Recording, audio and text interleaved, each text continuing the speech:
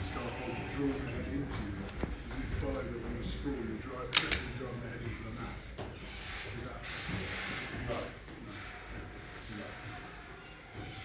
That's usually caused, what we're saying is, what we're saying to Idris, sort of saying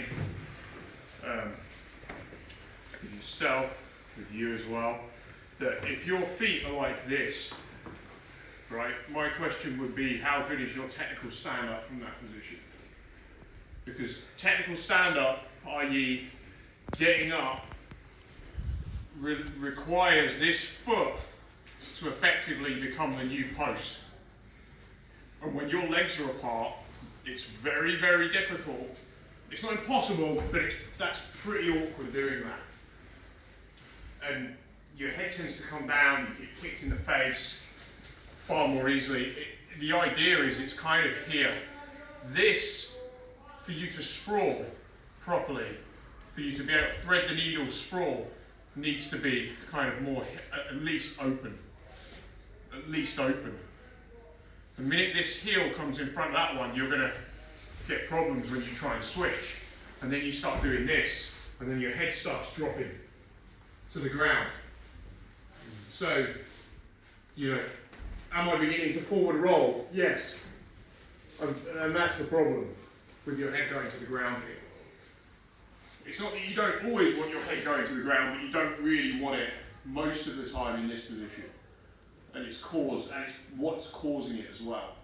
So if Pete's doing scarf in his head, if Pete's doing like a scarf and his head stays on this side, and he's got his head, yeah, you can go put your head to the mat this side. Yeah, this is different. I'm never going to roll in here. I might be able to cause him some problems turning into him, but this is very different. But the minute he begins to do it across my centre line, yeah, now it's just like, oh, let's just walk this in. And I can just, you know, he's like a baby then. Well, I just walk my hips under his hips and I take him over. So, it's being caused, this is why I say this is so important. How you do this, that type of movement, like that's the foundation of actually what we were talking about on the back, what we're talking about in the scarf hold. These foundations are huge, done properly. And you'll keep coming back to them and refinements in them. So, it's not about adding more techniques and more submission holds. I don't even need that many submissions in that position. I'm just going to stop your ability to breathe pretty quickly. You're going to feel like, particularly if you don't do the breathing practice. I had somebody after a year say to me, oh, I thought you just had a thing about breathing. You know, like some kind of pervert. Which I may be, but that has nothing to do with the fact that they need to be coachable, and I'm not doing this for the good of my health or to say, oh, I'm doing something different to other gyms. I'm doing it because they all die when you get in that position. They all die, black belts. They don't have a clue about this stuff, they don't know how to breathe. And so I regularly revisit this, so I feel it's like the ultimate position in a way. Because one, it shows you how bad your breathing is. Everybody's breathing is terrible, but there are levels to it. So I don't need to be much better than a blue belt in breathing to beat black belts in this position, but also to have a transferable skill that they could be a black belt, they could train for 10 years. If they don't breathe properly or learn to breathe properly, you're at a huge advantage over. Irrespective of belt, you're at a huge advantage. Because this transfers into every single position, breath work. Whereas like something like a leg lock is like, that's just one bit of the game. It's quite limited in terms of, you know, it's a tactical decision. Whereas breathing is like the foundation. That's why I like this position so much, because it makes you deal with actually, you know, not being able to breathe first and foremost, which is what happens as you get tired. So it's kind of a clever way of getting you, so like you could have rolled for it, you might have to roll for, some of you might have to roll for 20 to 25 minutes before you start breathing at that kind of rate, whereas it's straight on. And the other thing is it's very hackable. So if you do the breathing practice videos and you try and make it part of your, just doing it, you know, once or twice a week is more than most people do. The more you add it and just do it, like maybe as part of it, before you go to bed at night, it will, you know, as part of a sleeping ritual to help you get your cortisol levels down, which help you sleep deeper and longer, this is sort of like, it's just massive. And then there's all the technical stuff over the top of it as well, like, it's basically how you get up. Almost all these positions, when you're good in them, I've got a head and arm, look at where I am here. So if I can start generating the force to get up, I'm getting up on him. It's him that's taking my weight. Yeah? And then I could be like, oh, I'm going to sprawl here. Or I could go back to my set out. Yeah, I get to here. Oh, I can't switch my leg the whole way. Well, I'm out of position, but I can extend. I can extend it and now I can readjust my feet. And if he's really a beast, and he's still going crazy, and he's got a good connection, well then, okay, now I'm going to start pulling up on that arm, and I'm going to have to sprawl.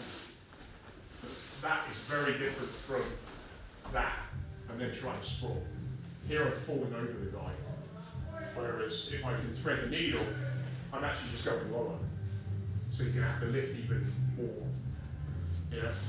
So, anything else on that at all? Just when Benedict was on top of me, Yeah. he was making it super difficult for me to flip it. Show me what you mean. So he's really good at keeping his weight on the right side. Okay. And basically I cannot throw him. Right. So just Make it super difficult. Yeah. Like he's putting himself that way, Yeah. and then but you got his elbow. Do I need to walk in that way or that way? Yeah, so we'll come on to the next thing. But when he starts he's putting his to weight that way. when he starts to sprawl on you, Yeah. what you then need to try to So do he's is not to get, actually said back. well, he is arching his back. He is arching his head back, but he's not. He's still pushing back with his head. If his head was drop your head further. Now bridge him up a bit. You'll find it easier. You might not The get it. bridge, yeah, but I still can't flip him that way. Yeah, because yeah. I've just got to use my whole arm strength to try and. Yeah, you haven't. So, shut up. So, what you need to do, let me tell you, what you need to do is you need to get your elbow to the mat. This one. Yeah, and that's what we'll work. We can work on that in the next section, right? But I can't. You've got to get all these other bits right first of all, and then we're going to start getting. Because once he sprawls, we need to go elbow to the mat. But the first thing I've got to do is make sure everybody's sprawl is pretty decent. And what was happening in most of the rolls was that foot, that he wasn't able to thread the needle, and so people were having to step forward into a sprawl, and then having stepped forward into a sprawl, were then having to sprawl from a position where you could roll it. Yeah. So what I'm saying is when I get to here, and he starts sprawling, right? He's putting the sprawl in. So now it's going to be, I've got to get this arm to the mat. So I'm going to do things like this. To rip my arm out, right? And then he switches to the set out. When he feels this becomes, there's no perfect answer. When he goes to do that, when I go to do that, he then needs to go to his set out. He needs to get out of the sprawl. Go back to Yeah, he goes back to the set out. So as he feels me go to go, so the more subtle things we're working on here is, as I'm going to do this big bridge, rather than him even, let's say he gets his feet out of position, they're not in great, now he's better, but let's say his feet are out of position, he's messed up. When I go to bridge, he wants to push his head back. Yeah, so now it's like, I can't move him. He's now going to feel me, usually here, try and go to now rip this down, and what he needs to do is bring this knee as high as possible, as he feels me go to go.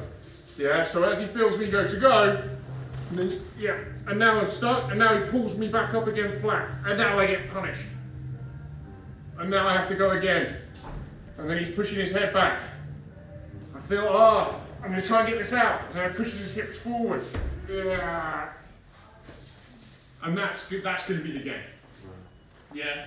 Because you're not going to be able to do it with your arm strength. It's not like arm strength. So when I'm getting my arm, I'm penduluming to get this down. But notice that even when I go to this, my arm is vulnerable. My legs are going one way. So there's just levels to this that we can start filling in. But the key thing is do the breathing practice. That's the more important thing. If anyone's not got a video, let me know and we'll sort it out. But you basically, there's a load of exercise in that. You build that up, you're going to be like bang, bang, bang, bang, bang in there because you can breathe. Because the worst thing for most people is breathing in that. It's hard, especially when you're not getting out. You do 2 or 3 attempts and the guy's just pulling all the air out of you. It's horrific. Yeah, good question. All right, cheers guys. If there's nothing else, I'm going to make a